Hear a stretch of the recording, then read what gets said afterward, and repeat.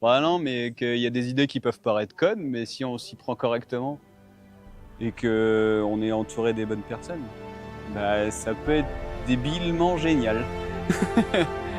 Tiens.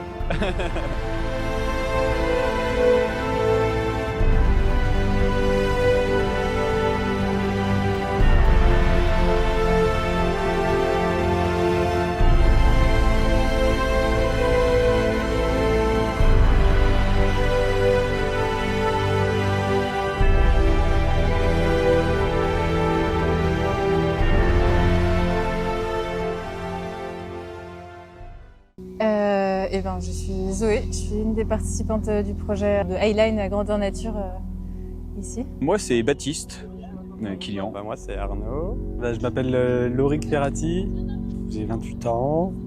J'ai vécu à Besançon pendant un petit moment et là, ça fait 6-7 ans que je vis à Grenoble. Je suis installé à Annecy depuis presque 2 ans. Je suis cordiste, donc tout ce qui est travaux à accès difficile en hauteur. Et je fais de la highline, beaucoup en ce moment.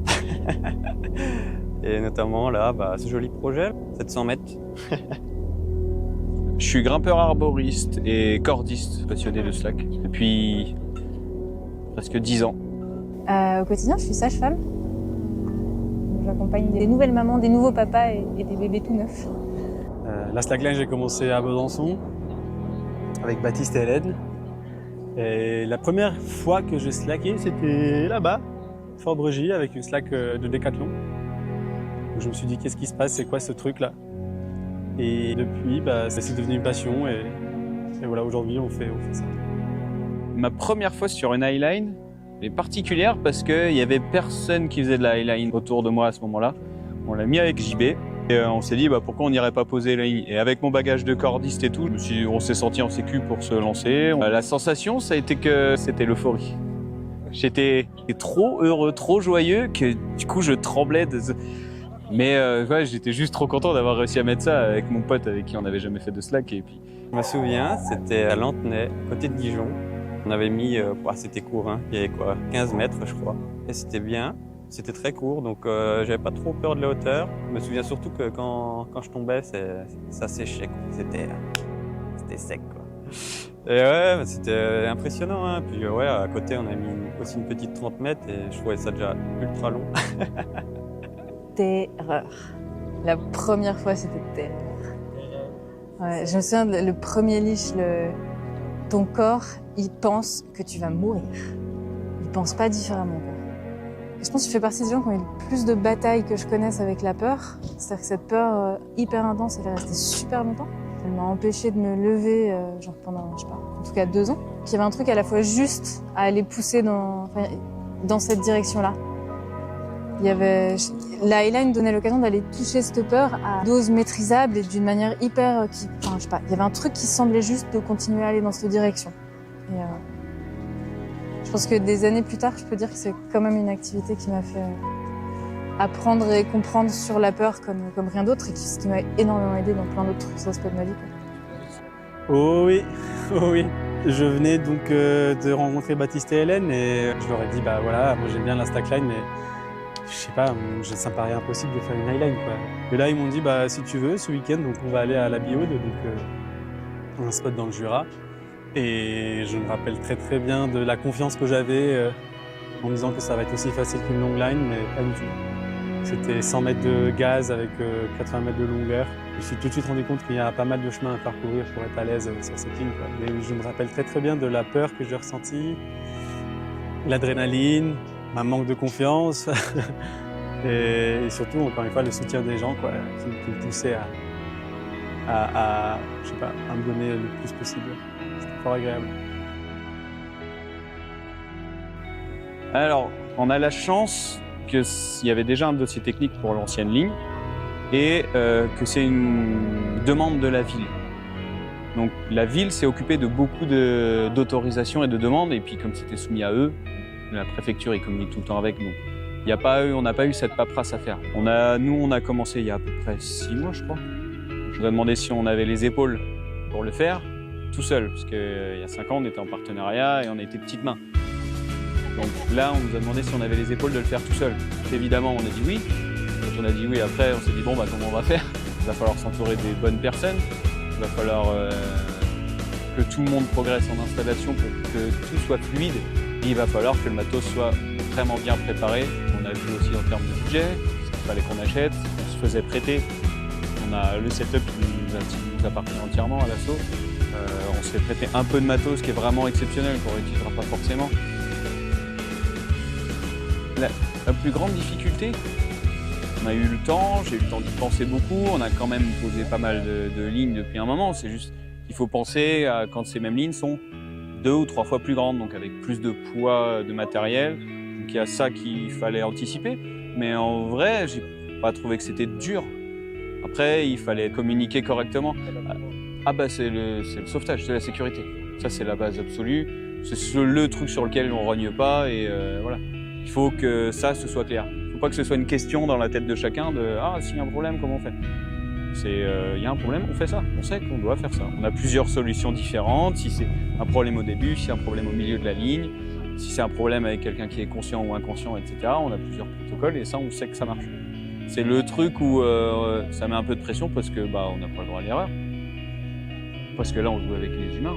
Après, c'est aussi bien avoir prévu le matériel pour qu'on n'ait pas de soucis à l'installation, qu'on n'ait pas de risque d'une rupture de ficelle et que tout tombe sur la ville. Il y a la voie ferrée, il y a la route, il y a le Doubs, il y a la Rodia en dessous. Ah voilà. Mais si c'est bien prévu...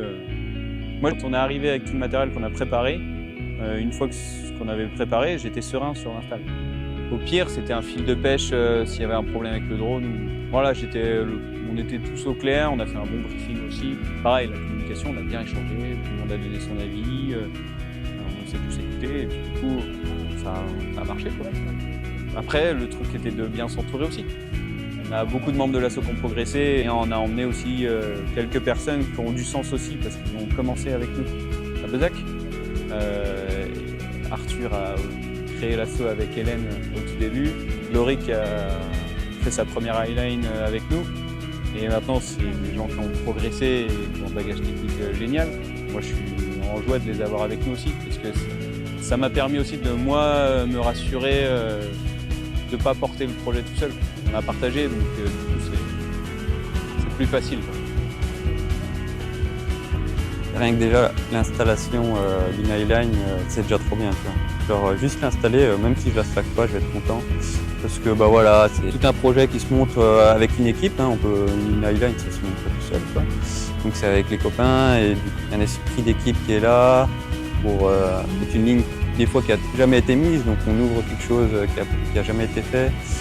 Et tout ça déjà, ça me porte beaucoup de plaisir de le faire. Après voilà, la slacker, c'est encore mieux, quoi. C'est du bonus. Là, de slacker, on partage des moments en groupe. C'est sûr que ça apporte beaucoup d'émotions. C'est sûr que physiquement, c'est un peu physique, hein, mais c'est plus émotionnel et la concentration, quoi. On se met dans une bulle pendant un moment à garder l'équilibre.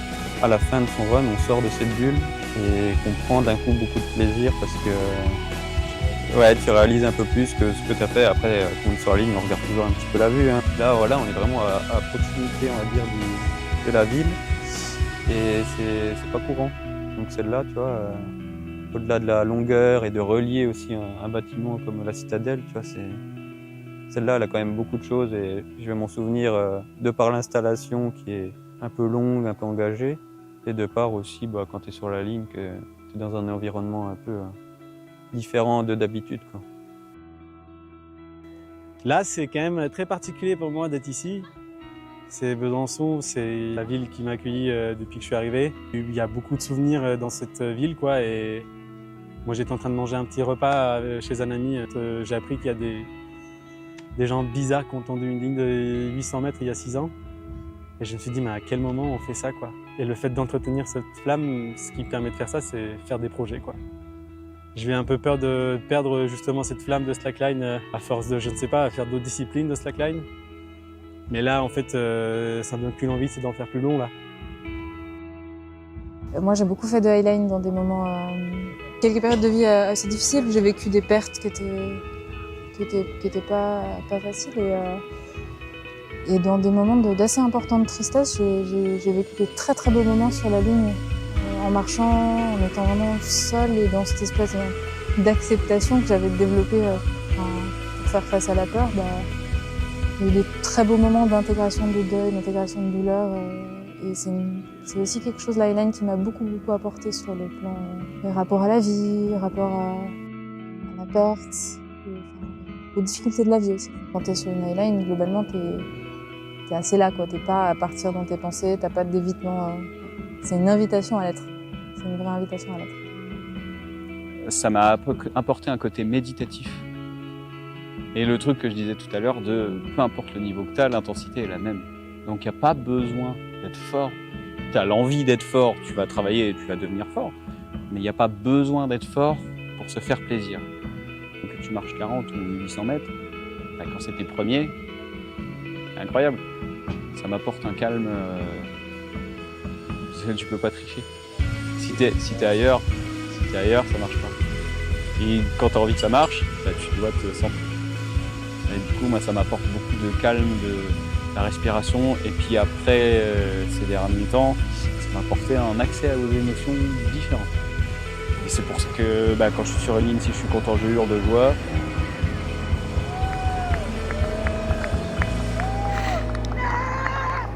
Quand j'ai entendu Ambre m'encourager, j'ai fondu en larmes. Et en fait, avant, je devais retenir tout ça parce que ça peut paraître décalé par rapport à plein de gens.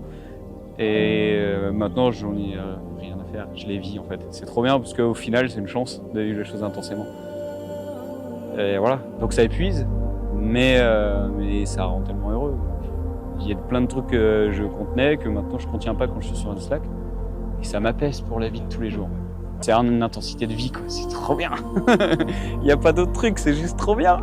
J'ai croisé quelqu'un que j'aime bien en bas aux initiations. Elle m'a demandé comment s'est passée ma traversée. Je lui ai raconté, j'en tremblais. Pourtant, c'est pas quelqu'un qui slack, qui peut. Et elle était trop en joie. Elle me dit, mais c'est trop. J'ai envie de le vivre maintenant que tu racontes. Donc ça, c'est trop cool. Et c'est encore du partage, du coup. Tu vois, tu vis le truc intensément, tes copains vivent le truc intensément, personne triche. Tu peux pas faire semblant d'être joyeux sur une island. Soit t'es dans le mal et tu fais pas semblant non plus, soit t'es trop bien et tu fais pas semblant. Plus t'es toi-même, plus tu vas réussir à progresser en plus. Il y a des moments où tu vas être terrifié, tu fais « Oh putain, c'est dur, putain, je suis épuisé, comment je vais faire je peux pas ». Puis en fait, une fois que t'as accepté, oui, c'est normal, en même temps, j'ai rien à foutre là, je suis pas un oiseau, quoi. Donc tu te dis « Ok, bon, qu'est-ce qu'il faut que je fasse ? Que je termine ? Ce que je vais faire, j'ai mal aux épaules, je vais peut-être descendre mes épaules, je vais avoir moins mal, respirer, me calmer. Parce que ça va marcher. Et tu as passé le moment difficile, et tu fais ce qu'il faut faire pour que ça continue. Donc, c'est clair. Ouais, c'est ça. Voir tout le monde qui est trop content de voir cette ligne, je vois que ça génère. Ça valait le coup de préparer. C'est trop bien.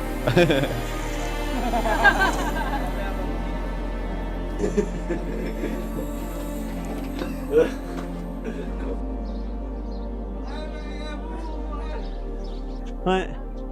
Au-delà du fait que des fois ça se présente sur une performance individuelle, il y a toujours j'avais qu'une envie, c'est de venir ici et de partager ça avec tout le monde, mais particulièrement avec Baptiste Hélène, avec qui on s'est beaucoup donné pour faire ce projet. Et ouais, ouais, ça donne presque envie de pleurer, quoi. Il y a un lien fort, quoi. La slackline a créé, au-delà d'une amitié avec la slackline, a créé aussi une amitié autre que la slackline, dans la vie de tous les jours aussi.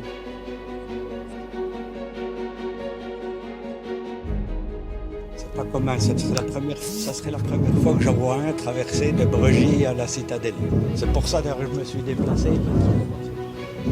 C'est vraiment... Ah oui, il faut le voir au moins une fois. Hein. Ouais. Parce qu'on les voit des fois à la gare d'eau. C'est à quoi oui, aller à 1 mètre du sol. J'ai essayé une fois, j'ai compris. Alors là-haut, c'est bon.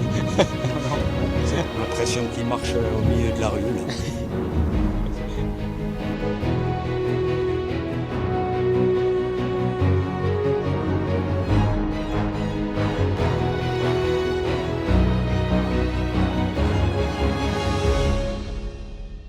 Alors du coup, il me donne encore plus envie parce que j'ai l'impression de marcher un petit peu avec lui dans les airs et je dis sincèrement.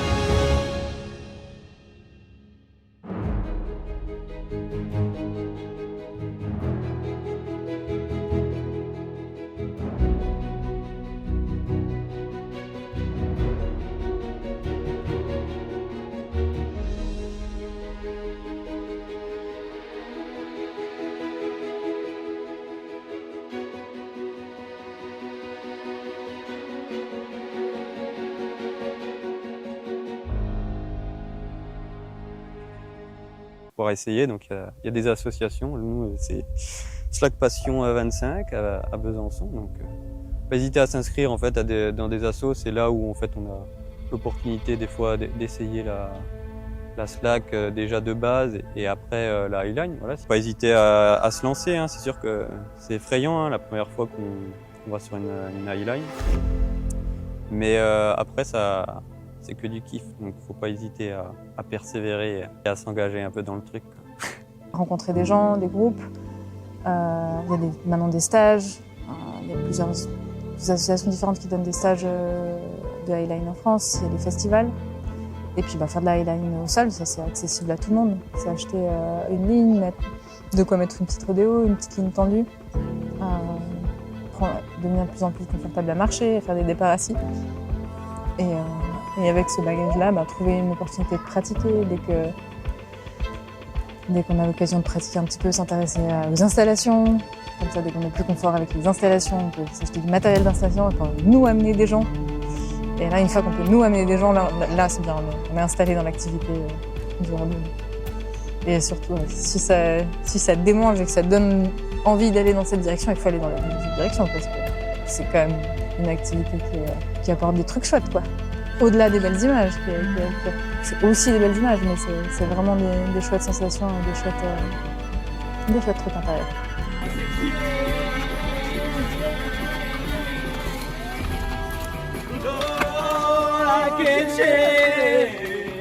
Connexion,